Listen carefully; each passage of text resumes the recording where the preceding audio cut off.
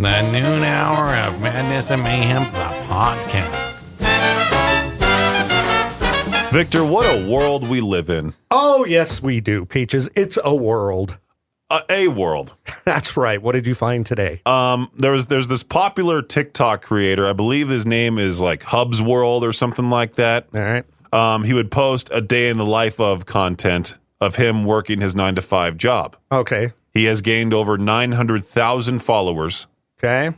And now he just quit to become a full-time content creator. Nice. And everybody's upset.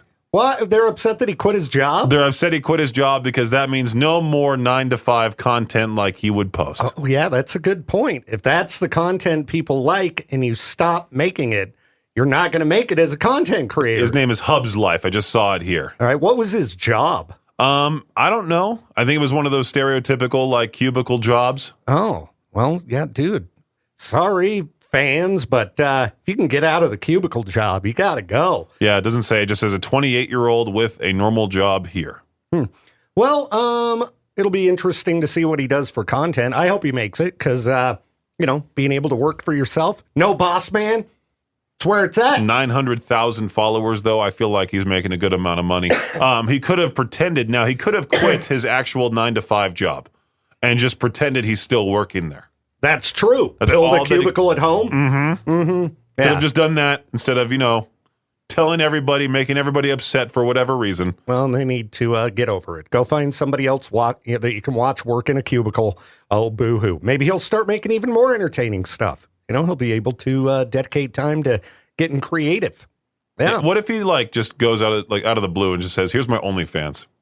Wouldn't surprise me either. My former high school classmate, basketball teammate, whatever you want to call him, Pepe, that was just on Love Island. Yeah. He has skyrocketed with the amount of Instagram followers he has. He has close to 900,000. Yeah.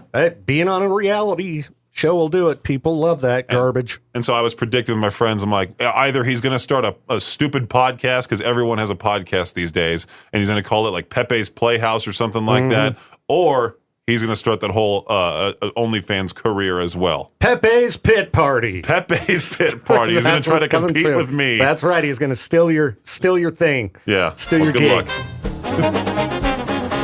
Victor, we love the Am I Overreacting subreddit. Oh, yeah. It's a good one. This lady posted that a guy she's been dating for over a month sent her a spreadsheet of all the dates they had been on and how much he had personally spent and is asking her to reimburse him. Oh, my gosh. And it's not because they're breaking up or anything. He just sent her the spreadsheet out of the blue. Yeah, that's kind of weird behavior. All right, dudes, if you're going to take a lady out and you're like, let me get you some food, yeah, you have to make the agreement up front to split the bill or something I like that. already don't like the age gap. It says, "Hi, everyone. I, female 23, have been dating this guy, male 32, for a little over a month now. He was very persistent in pursuing me, constantly texting, making plans, asking me to go on runs, bike rides, and beach days, and inviting me to dinner, bars, and even paying for Ubers to and from his place. We were hanging out at least 4 times a week. Everything felt like it was going somewhere. He'd been slowly building things up and even waited weeks to finally kiss her." Wow. Whoa. All right. Then out of nowhere, he sends me a literal Excel spreadsheet with a breakdown of dates, how much he spent, and a column with my name asking me to reimburse him. I'm attaching it because I truly can't believe it. It feels transactional and weirdly formal, especially since he was the one initiating nearly all the plans. Okay. And he didn't do it as a joke. Apparently not. I mean, that's an elaborate joke. Yeah. To write down literally everything, give her the exact amount. If I was him, I would just say, I'm just joking. I thought it was funny. And then try to cover it up. Yeah. I mean, I guess. Well, now she's posted it everywhere and we're talking about it. So yeah, if this is actually a real story. It maybe, it may not be. You never know with Reddit. Sometimes you read these things and they seem potentially fake. That one, I mean, there are a lot of idiot guys out there. So, and he is, I don't know, like we've talked about age gaps before on the show. I don't know at what point it becomes seemingly appropriate to date someone much younger than you, but he's in his 30s. She's in her early 20s. She's 23. 23, and he's how old? 32. It's not terrible. She's not like 18. You figured out a little bit more life by 23. So I would say you're still not ready. So at what point is the age gap okay, Peaches? I'm just weird about that whole thing. I know. Yeah. I know. Because, I think it can be perfectly appropriate. You're also the guy that advocates for nude everything. Well, that's right. Nude bowling, nude resorts, nude everything, for sure. No point at all in being nude at a resort. Except that it's fun. No, you need to wash the chairs. Isn't it that one big, fat, stinky, smelly guy that sits in one of those chairs, doesn't take care of himself, leaves behind a residue? No, you have to have a towel. That's part of the nude resort rules. If you're going to sit down, you sit down on your towel. For the whole bowling thing that we talked about, they had to cover everything with that plastic wrap. Well, yeah, I would hope so. Why would you want to have that stupid event in the first place? Why don't they just have them bring a towel? Don't forget to bring a towel. Yeah, there you go. That's the motto of the nude activities. Bring a towel. It's the noon hour of madness and mayhem. I am Peaches. I'm Victor Wilt, and I guess we're going to lay out the attack on one of our local competitors. I haven't heard this yet, Peaches. Trash Tuesday. Trash Talk Tuesday. There we go. That's right. I said it backwards. My bad. That's okay. I decided to follow the other radio stations in the area because I never really pay attention to them outside of, when we make fun of things like this. Yeah. Because you most often bring things to my attention that they do. Mm-hmm. I just focus on my show, my podcast, everything, because clearly I am better. Oh, okay. Yeah, but I just haven't been paying attention to the local market recently. I don't know what they're up to. There's this one particular DJ for a radio station here in the area that just keeps giving away tons of stuff. Well, I don't know what this radio station must have prizes galore. And it's the most random things, too. It's like baseball game tickets. It's donuts. It's concert tickets. Well, that's because that programmer, that's how they think you get people to listen, which, no, you give them content. If every break we did was win a prize, nobody would listen because they want to hear us say something. So anyway. Well, this particular duo, they're not necessarily a duo. There's the morning show host. Should we even name their names or should we just? Well, you're going to play it and it says their names. Yeah, well. And aren't they married? They're a married couple. Her real name, I don't want to say her real name. Yeah, don't say her real name or his real name. I'm not. I don't say him. I call him by his on-air name. Yeah. But. So Josh and Chantel, what did they do? No, McKenna and Shaggy on 94.9 The Pick.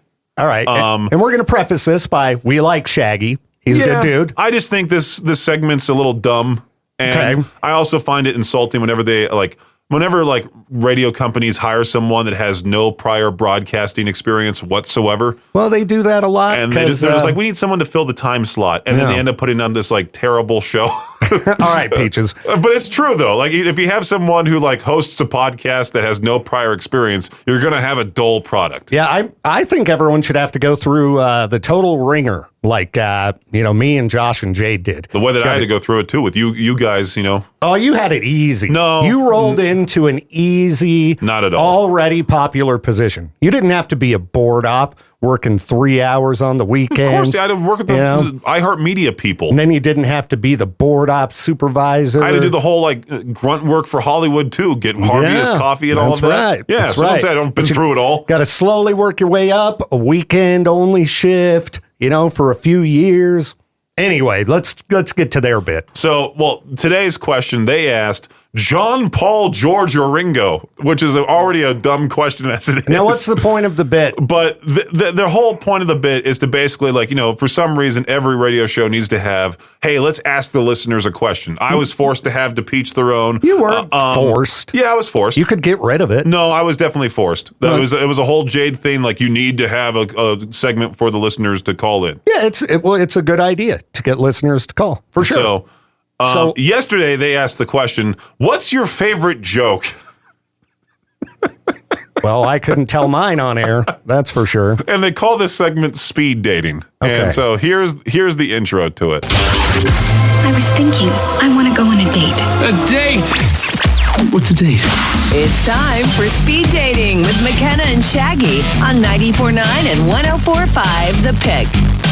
Alrighty, welcome to Speed Dating. Shaggy, how's it going? It's a Monday, so as good as it can go on a Monday. Oh yeah, it's Monday. Gotta get down on Monday. No, I can say she brings out his normal voice. Yeah. Yeah, he's That's not doing the whole, true. like, it's Monday, everybody. He is talking a little bit more normal. No offense, Shaggy. Oh, yeah, it's Monday. Got to get down on Monday. No, that makes no sense at all. But yeah. I mean, if it were Friday, Dude. it would. Oh, But let's get on. Go ahead and Shaggy, just keep talking like that, okay? All of your breaks. Talk like that. You sound totally normal. That's even on video, he talks with his He goes a radio little voice. over the top, and Yeah. there's a radio voice is not a real thing. I'm so glad I don't have to go to a public place and yell, "Hey there, pickheads!" Like it's just out of nowhere. All right, I got to hear speed dating and how it works. Let's get on with that. all right, well, you ready to date speedily? Sure. All right, Shaggy, what's your favorite joke? My favorite joke is really dumb. What is? My favorite joke is you're cooking. Oh, What if he just said something like that? see, if you wanted to make listeners laugh, that is what you do. But it's, hey now. So do listeners call in with their And then favorite she goes, joke? "My favorite joke is your haircut." Yeah, exactly. Something like Just that. insult each other. Yeah. Yeah. They're married. Come on now. Totally. You got to be able to have fun with your partner. If you can't make fun of each other, that's no good. All right, Shaggy, what's your favorite joke? My favorite joke is really dumb. What is it? And it's a joke that I've told for years and years. And It's called my radio show. Okay, sorry. Come on, Peaches. Shaggy's a good dude. years. And I found it on the back of a Laffy Taffy wrapper when I was a kid. And for whatever reason, it really stuck with me. Are you ready? Oh, yeah, I'm ready. I know you've heard this before. I'm sure Probably. I have. Sure I This have. is my favorite joke. What do you call a grizzly bear in the rain? Oh, wait, no. Oh, drizzly bear. A drizzly bear. I thought this was going to be the gummy bear one. I'm like, wait, that doesn't have anything to do with gums. But I don't know yeah, anything about the gummy bear one, but the drizzly bear what do you call a bear with no teeth? one. What? A gummy bear. That's a pretty good one, too. Not my favorite, though. What's your favorite? It's kind of inappropriate. You ready? Okay. It made a boy that I had a crush on walk away from me. Well, good. That's not the joke. So the joke is, what's the difference between a gross bus stop and a lobster with some big old boobies? What? One is a crusty bus station. The other is a busty crustacean. All right. Yeah. That wasn't that foul. Now, where does it go from there? Is that the end of the bit? No, they keep going. Just telling jokes? Or do they keep take listener calls? They talk back and forth. I don't think they take calls at all. Okay. There was a previous one of these that I listened to, and they just talked about it was something about like Shaggy's mom being a travel agent. Okay. And how they like use her to book vacations. So they're just helping listeners get to know them, basically. But this is randomly during the 1 p.m. hour. Like if you weren't listening all day, every day, I feel like you would miss this. yeah, They don't talk all that much. 1 p.m. hours, that's when people are at work. But so is this their version of the noon hour of madness and mayhem? Is that what's going on here? I guess. Okay. I would love to hear how they came up with this. I mean, it sounds like a consultant bit to me. You're a couple, speed dating, you ask each other questions. The thing is, they already know the answers. They're married. Well, they also post the same picture every day of these cartoony figures with their heads on them. Yeah. And then they say, like, the question, comment below. McKenna and Shaggy have their answer at 1 p.m. during speed dating. Okay. Hashtag speed dating, followed by that. Okay. I mean, I have certainly heard worse radio bits. I mean, to me, it's a weird one for a classic rock audience because they're generally going to be older men. But whatever, to peach their own. Yeah. Speaking of dumb radio segments, there's that. My least favorite segment airs on one radio station weekdays at about 3:05. It's called the Shot Clock Sports That's Update. right. Hate that bit. It's easily sellable, which they haven't done. I know. It's not worth selling. Change it up, Peaches, unless it's going to be all news about athletes doing horrific things and complete. That's just unhinged. the NFL. I know. Is football season back yet? Wrapping up the noon hour of Madness and Mayhem, I am Peaches. I'm Victor. This is not speed dating. No, we're not doing speed dating. Getting to know Peaches. Let's ask each other questions and Yeah, give our sure. answers. We've done that a million times. We're the K-Bear couple. We just didn't call it speed dating. We just called it talking on the radio. Yeah. We do it all the time. Traffic school happens Friday mornings at 8:45 a.m. powered by the Advocates, Peaches. Shout out Lieutenant Crane. That's right. I stumbled across a list here of like the crazy laws in different states. And you know, you always hear about the ones from Idaho, like in Pocatello, it's illegal to not smile. I stumbled across a list of laws, the weird laws, and we're going to have listeners call in and give us laws they would implement if, I'm just kidding. I'm doing the whole stereotypical radio show break about this type of thing. Yeah, but some of these I did find kind of interesting. In Georgia, no swearing around a human corpse. You know, why not? I want to curse out dead grandma. Dude, I would hope at my funeral people are swearing it up. She owed me money. Yeah, I mean, there might be some good reasons to swear at a human corpse.